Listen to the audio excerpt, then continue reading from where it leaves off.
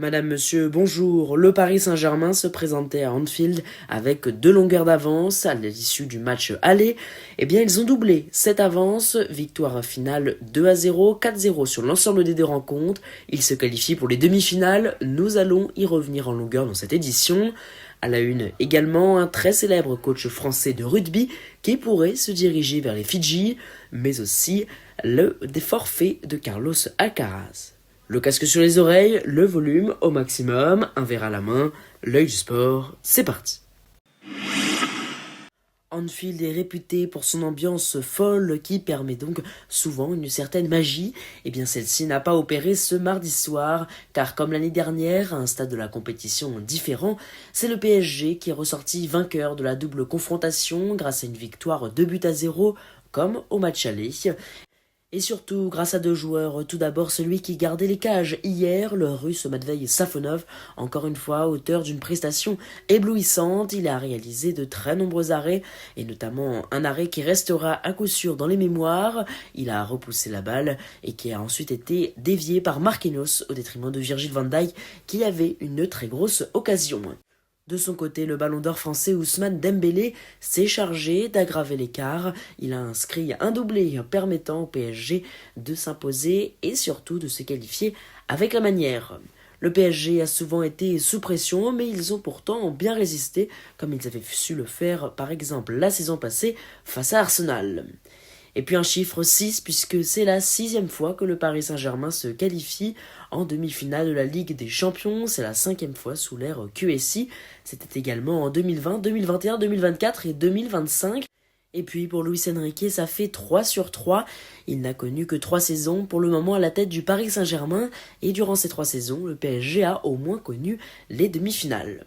Dans l'autre rencontre, l'Atlético de Madrid avait remporté 2-0 le match aller au Camp Nou.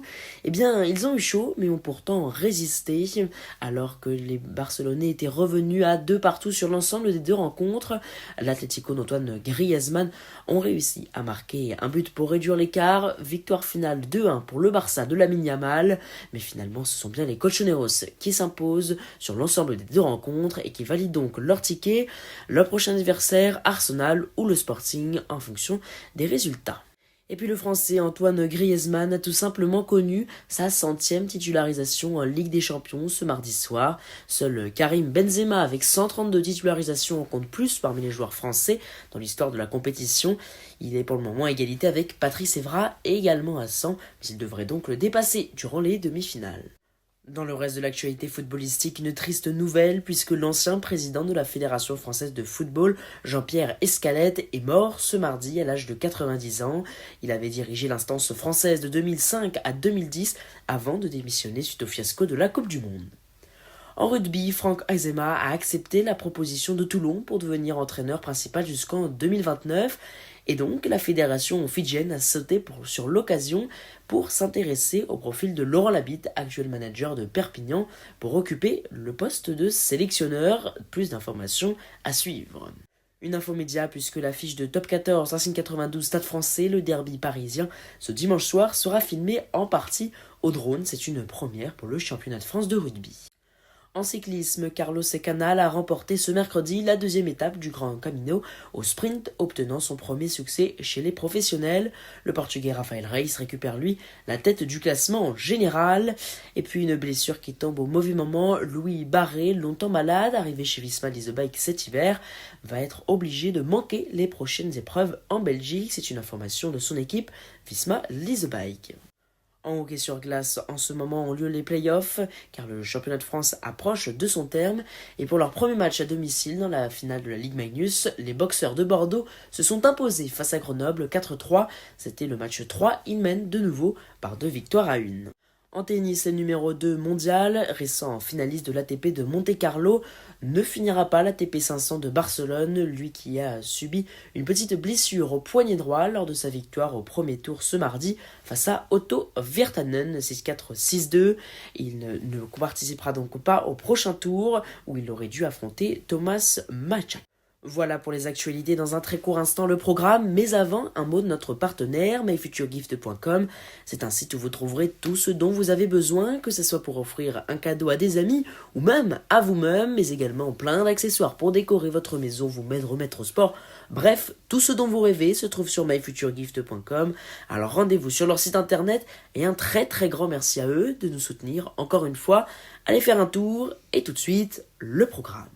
Le programme justement avec les deux derniers quarts de finale en Ligue des Champions. Tout d'abord Arsenal qui accueillera le Sporting. Arsenal était sorti vainqueur 1-0 du match aller. Ce sera à 21h, tout comme Bayern Munich, Real Madrid. Les Allemands avaient remporté le match aller 2-1 et c'est eux qui accueilleront à l'Allianz Arena le Real de Kylian Mbappé qui devront réaliser une très belle performance pour remporter ce match et espérer rester en lice pour la Ligue des Champions, seul trophée qu'ils peuvent raisonnablement encore gagner cette saison. En Ligue Europa, Celta Vigo, Fribourg, ce sera à 18h45 ce jeudi, Aston Villa, Bologne à 21h, tout comme Betis Braga, mais aussi Nottingham FC Porto, et puis en Ligue Conférence, il ne faudra pas manquer ce jeudi à 18h45, Alkmaar, Shakhtar, AEK Vallecano à 21h, tout comme Florentina Crystal Palace, et aussi Strasbourg-Mayence, Strasbourgeois qui étaient sortis premiers de la phase de Ligue, mais qui pourtant sont condamnés à l'exploit puisqu'ils se sont inclinés à Mayence 2-0 lors du match aller. Des rencontres européennes également en basket avec de l'Euroleague, un seul club français engagé cette semaine, Lyon-Fenerbahçe, ce sera ce jeudi à 20h. La grosse rencontre, c'est Olympiakos Milano à 20h15, mais aussi à 20h45, Real Madrid, Étoile Rouge de Belgrade. Voilà, vous savez maintenant tout ou presque, alors un très grand merci d'avoir suivi cette nouvelle édition de l'Œil du Sport. N'hésitez pas à vous abonner, à mettre un petit pouce, à commenter. Pour vous, ça prend quelques instants et pourtant, pour nous, ça nous aide énormément. Mais surtout, partagez l'Œil du Sport tout autour de vous. Alors, un très très grand merci de nous suivre de plus en plus nombreux. Je vous donne rendez-vous ce vendredi pour un nouveau point complet sur l'actualité sportive. En attendant, vous pouvez nous retrouver à tout moment en podcast sur YouTube, mais également sur Instagram, @oeil-du-8sport. Un très grand merci et à très vite. Ciao!